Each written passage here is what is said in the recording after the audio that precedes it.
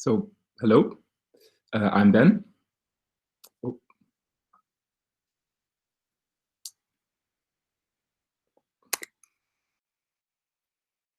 wait. I grew up near Lagos, Nigeria, and where I'm from, there's plastic everywhere. If you walk through my village, you're walking over plastic bags, you're kicking over plastic bottles, it's plastic chaos.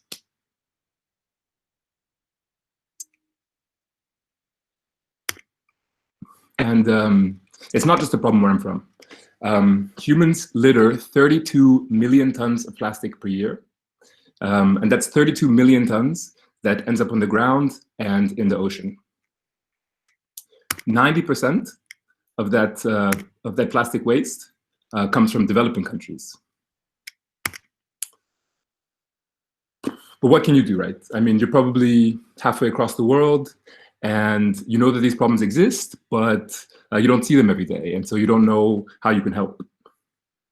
Well, what if I could give you a way to give 2 minutes to help to clean up plastic waste somewhere else in the world?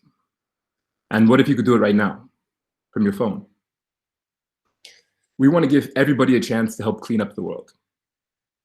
Our project is the GoodRobot hyena. So hyena is a plastic collecting robot that you can connect to and drive from anywhere in the world. We're going to take hyena robots and we're going to put them on polluted beaches, on polluted roads, and you and your friends, you can connect and you can drive for 2 minutes and you compete to see who can collect the most plastic.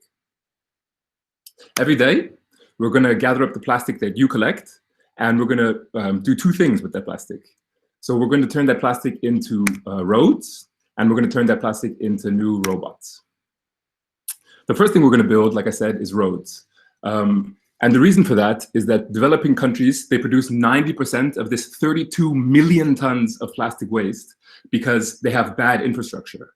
There aren't enough paved roads, and that makes recycling really hard. But there's a Dutch startup that's turning recovered plastic into new roads. And they've already built roads in Australia and in South Africa. And we want to bring this technology to more developing countries because they've definitely got enough plastic to do something with it. And our goal with the project is that eventually we'll have such an impact that people in developing countries will be able to just take their plastic and put it in a bin and then have it collected, like we're able to do in more privileged parts of the world. And so the second thing that we're going to do with some of this 32 million tons of plastic that we collect is build new robots. So right now, Hyena is just a prototype, but we are designing bigger, better versions that can collect plastic all day. And we're designing a lot of the parts of this Hyena robot to be 3D printable. So we can directly turn recovered plastic into new plastic collecting robots. And I'm pretty proud of that. So the project takes a lot of inspiration from projects like the ocean cleanup. I mean, 7 years ago, ocean cleanup was just a crazy idea at a university and nobody thought it would make a difference. And today it's the largest plastic cleanup in the history of the world. And so I want to ask you what you think.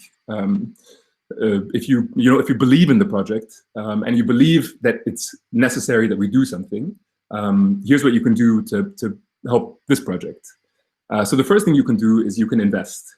Like I said, we have prototype hyenas now, but we need investment to build bigger and better ones.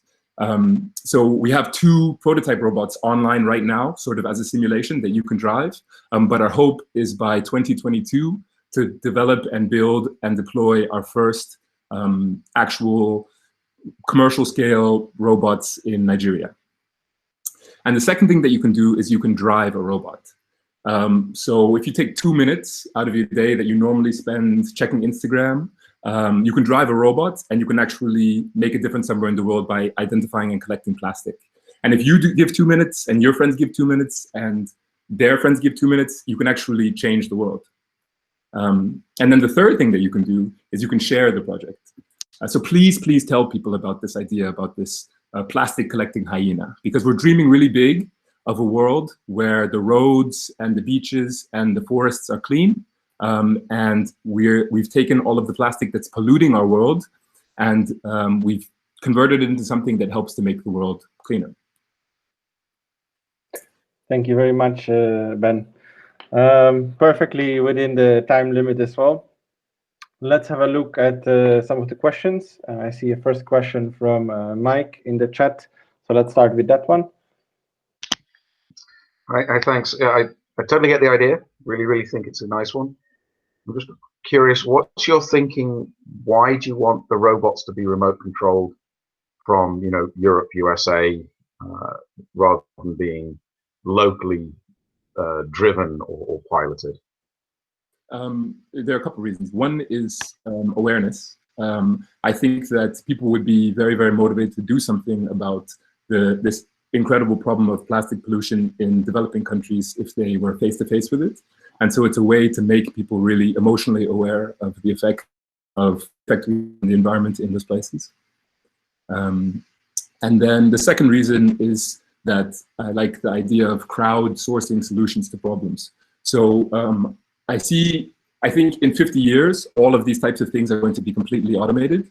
But right now, we need a lot of human power in order to be able to, for example, build models to recognize trash and to figure out how to navigate hostile environments. And so I see this as kind of also a way of collecting data in order to bring that future to life.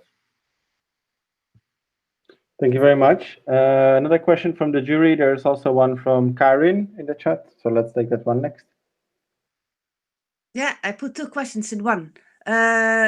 You say that you have two prototypes of these robots right now, and you also said that people can compete to each other. So you make cleaning the world like a game. I like that idea. Yeah. But you have now two robots in the game. How can you compete with that? And then how many robots would you need to clean the world? To clean the world, I'm not sure. But two we use to clean the plastic, yes. Yeah, the two we're building into a little simulation. So just in a garage, you can connect, and then we put trash in the garage, and people can drive the robots around and get trash. But it's online right now.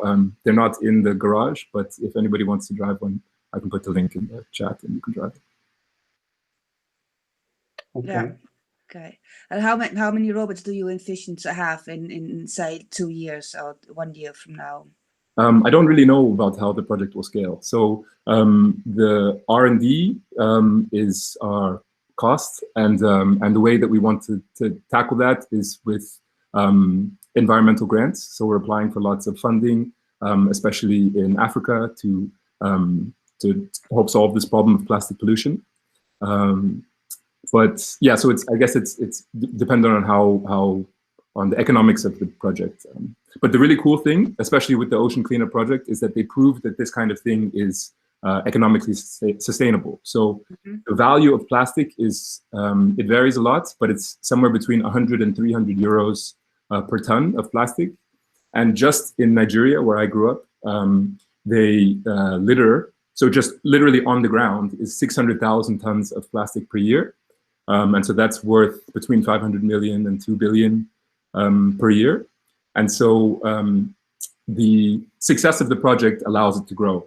So if it turns out to be possible to recover and upcycle plastic, then I see it growing really fast, but I don't know. Thank you very much. There's quite some questions from the audience in the chat, so I would suggest that we switch to our voice from the audience, Jose Carlos, to pick two. I think we have time for two.